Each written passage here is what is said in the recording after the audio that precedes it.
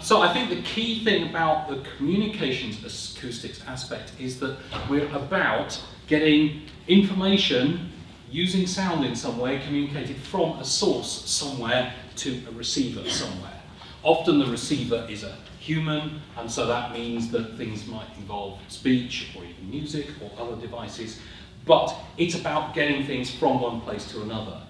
And so what we're interested in here is transmission of signals of different types. So there's a huge speech recognition community, for example, in the UK.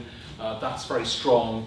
Also, the music information retrieval field is something that's very strong. But also there are notification sounds when your microwave goes beep, when your fire engine goes past. These are the sorts of things that are telling people information. But there are also environmental sounds. That's something I'm personally starting to look into now. So we need to understand the source, the channel, and the receiver. And a lot of the other SIGs will link in this by understanding how things create sounds, how human hearing listens to sounds, how sounds are transmitted through different devices. And a lot of the focus in the middle is about how we process these sounds in order to make the communication get from one side to the other. Some of the gaps can come up in things like sound search. If you go along to the British Library, how are you going to find sounds that you might be interested in their collection of sound archives? It's very much slower than going through a database of photographs where you can look at things really quickly. Also, repurposing of sounds in the music and games industry. How do you take some sounds and reuse them for a different use? Something that we recorded in stereo, remix up to surround sound or object-based audio.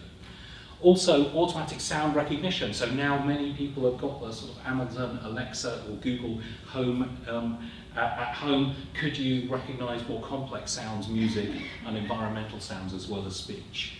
But there are also industry and standards issues. If you're communicating sounds through a channel, if you're building something that one manufacturer has got to produce sounds that another manufacturer has got to then receive at the other end, they need to agree on the standards that are going to be used for those. So if you want to update things like object-based audio transmission systems, then you need manufacturers to agree on all of that.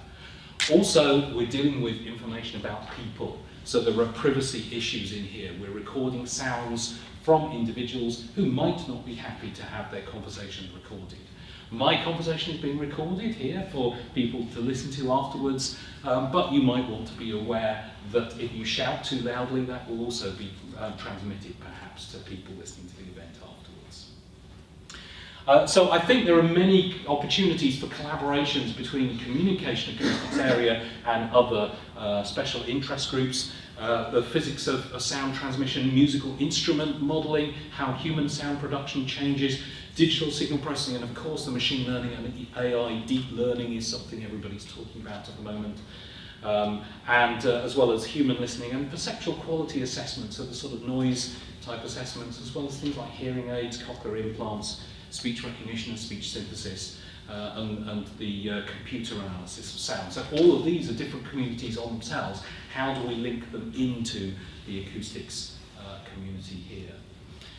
So the SIG as a mechanism, I think the acoustics network itself can't do everything on its own. We need to be connected out to some of these other communities. So the SIGs can be specialist connections into other places as well, and allow us a place to link in through those. And talking about collaborative funding aspects, it may be we want to collaborate with people outside of the acoustics community as well as those that are going to be networked in here. So we need both inwards and outwards communication, and that's where I think some of the SIGs can be this sort of inward and outward facing connection where we can plug into other places. And basically, it's not just about funding mechanisms, but the funding mechanism gets you the best team to do the best research. And I think that's really what I think the SIGs are here to help. Okay, thank you very much.